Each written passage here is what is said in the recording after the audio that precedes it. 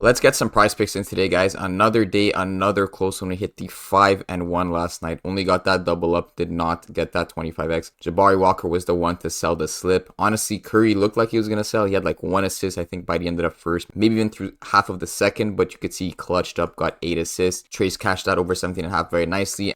Kobe White also had like 4 assists at the half. He had to get this last assist within the last 3 minutes of the fourth quarter. So honestly, this was pretty sweaty too.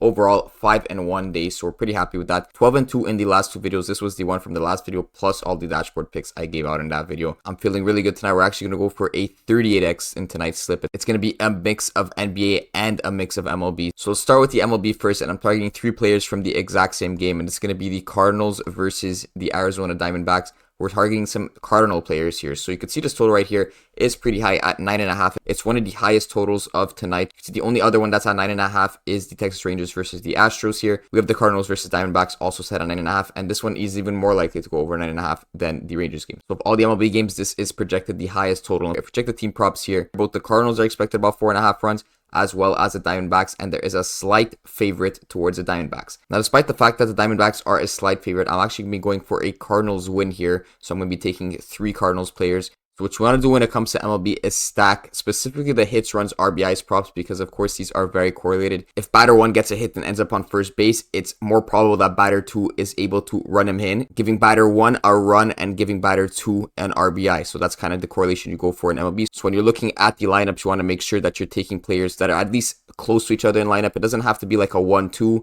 It could be a 1-3 or even a 3-4. Because technically, even though like Gorman and Arenado are not going to be batting in the first inning, if these 3 guys were to go out, it's more likely that, Donovan or Goldschmidt or Gorman are going to get a hit, and Arenado is still going to end up hitting within that same inning. So when you have guys hitting within the same inning, of course, it's more likely that Arenado is going to run Gorman in and vice versa. Or maybe Gorman and Arenado end up on first and second base respectively. Then you got Wilson batting them in. That's going to give both these guys a hit and both these guys a run, and they cash their hits, runs, RBIs together.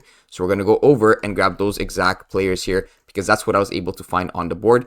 And this is the demon prop I'm going with. So Nolan Gorman on his over 1.5 hits, runs, RBIs. And since we're taking the demons can only be more. We have to grab another more on this team, and that's who I'm going to go with Arenado here. So these guys are right next to each other in the expected batting lineup. Of course, it's not the official lineup, but this game's at 9:40 p.m., so we're not going to get that for a little while. Hopefully, they stay near each other within the batting lineup, at least a 2-4 or a 3-5, something like that, and we're still going to be good on this specific stack. Because we're going with 2 Cardinal players on their over hits, runs, RBIs, if these guys are getting hits, runs, RBIs, it's more likely that their team is going to go up. So when your team goes up, you want to be grabbing the pitcher for that specific team. And in this case, it's Steven Matz. His line is pretty nice here at 24.5. If you go and check a projection on RotoWire, you see his fantasy points is set at 25.31. This is FanDuel fantasy points, which is exactly equivalent to Prizepicks fantasy scores. So he's projected 25.31, and we're getting him here at 24.5 pitcher fantasy score. And if we actually break down what fantasy score is for a pitcher, you see that an earned run is -3, a strikeout is +3. Then every out is going to be +1. And then this is what we're really relying on is the win. So +6 for a win and +4 for a quality start. We don't really need a quality start for this to cash. We just need the win. And for a win to happen, we need him to pitch at least 5 innings, and then his team needs to win. And like I said, if we're expecting these guys to go over the hits, runs, RBIs, hopefully they're getting runs so that they're going to be in a winning position. Of course, Arizona also has to be slowed down, but Arizona is going to be slowed down by the pitcher. So all these 3 guys kind of rely on the Cardinals winning tonight. And it's not very unlikely that Cardinals win tonight. You could see it right here. The Diamondbacks are barely a favorite. There's probably a 52% chance the Diamondbacks win and a 48% chance the Cardinals win. But the thing is, instead of giving this a money line bet where we just bet on the Cardinals, we might as well go on Prizepicks, take 3 guys that are very correlated together. Now we can get 3 picks hitting for the price of 1, and this pays 5.5x, for example, compared to on a sportsbook where to just take the Cardinals. Of course, completely different bets, but you could see how they kind of rely on each other, right? If those guys 3 cash, it's very likely that the Cardinals are going to be winning the game. Now the question is, if he wins, will he still clear his fantasy score? And the answer is yes. So he's projected about 4.5 strikeouts, and he's also projected either 2 or 3 earned runs. So let's say he gets 4 strikeouts and 2 earned runs. That is a net of +6, right? Because you're getting -3 per earned run, and you're getting +3 per strikeout, so he'd get 6 fantasy score right there. And on top of that, pitching outs, unless he's having an absolute terrible game, he should be getting that 15 at the very least. The question is, will he get that 6th inning? It doesn't matter too much for what we're specifically going for. As long as he gets 15, that's 15 fantasy points. Plus the 6 that we just went over, that's 21. Then if the batters are doing well and his team wins, then we expect another 6. So that's going to be 15 points from the outs. It's going to be 6 net points from the strikeouts minus the earned runs. So you're already at 21. Plus the win is going to send him over to that 27 mark to put him over his 24.5 pitcher fantasy score. And that's completely disregarding the fact that he could still get a quality start, which would be +4. And to get a quality start, you need at least 6 innings pitched. So that means you would get 18 outs.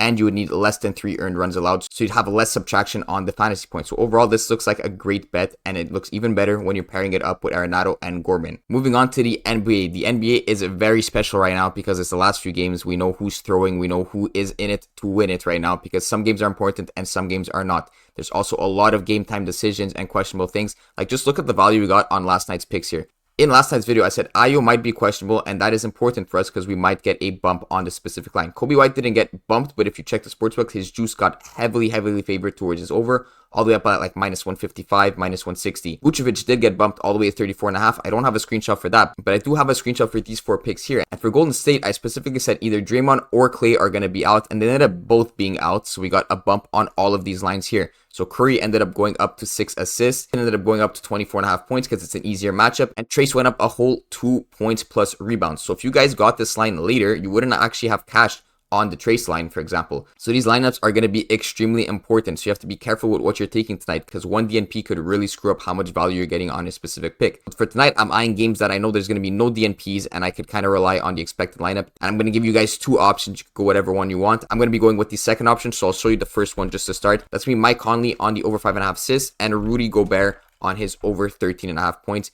This is the first stack you could go with. Now, that's not the one I'm going with for this slip, but I'm probably going to use this stack in a different slip. The Timberwolves are up against the Hawks tonight. Pretty decent total here at 226. And yes, there's a very high spread at -14.5, but this is still an important game for the Timberwolves. They're still fighting for that number 1 seed here. They could drop to 3. It's very important that they win this game and keep winning throughout the season. Every win is going to count for them. So it doesn't really matter that the spread is this high. You could expect the starters to continue to play and get their minutes, even if they're up like 30 points. You do not want to lose this game versus the Hawks. Now, in terms of juice on these specific players, you're going to see Rudy Gobert here, -120 towards the over, and you're going to see on the assist, Mike Conley again, -120 towards the over. So 2 plays juice towards the over, and we're going to expect minutes for all these guys. And of course, Rudy Gobert is one of those players that has a heavy amount of his field goals made going to be assisted, about 68%. So obviously the assists from Conley are going to be boosting up Rudy Gobert's points. So you should see these 2 guys go up together based on minutes and based on the fact that Conley is going to be assisting a couple of Gobert's points. Now, the reason I don't love this play is Karl Anthony Towns is maybe going to play tonight. He didn't play last game, and he is expected to return before the playoff starts. So if Cat isn't, I could see Rudy Gobert maybe getting bumped down to like 13 points. So I don't want to take this just yet, but I'll have my eye on it, and I think you guys should have your eye on it too. If Cat ends up playing, it will change the dynamic of the specific stack. So I'm going to go with a team that I know everyone is going to be playing on,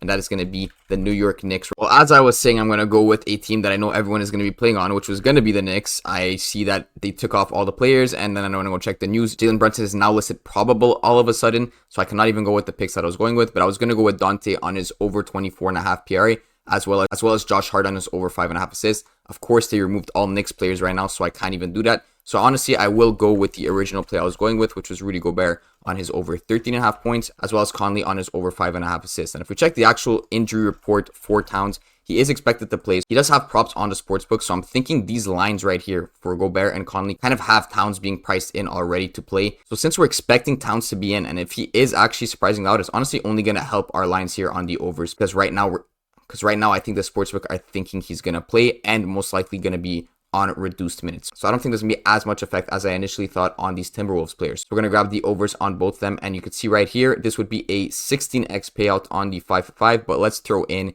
a last player to throw this into a 38x. So the last pick is going to be from another important game. It's going to just be a straight positive EV pick from the OddsJuice dashboard. It's from this Kings game here. So we got Suns as the favorites with a -5 spread. Decent total here at 224. And the pick actually is going to be Domantas Sabonis on his over 40.5 points, rebounds, assists. So you can see we flagged this at about a 55.5% chance that he goes over that 40.5 PRA. So let's lock this one in for the full slip. You got a triple stack on MLB, double stack on NBA, and then a straight positive EV play. Good luck tonight, guys.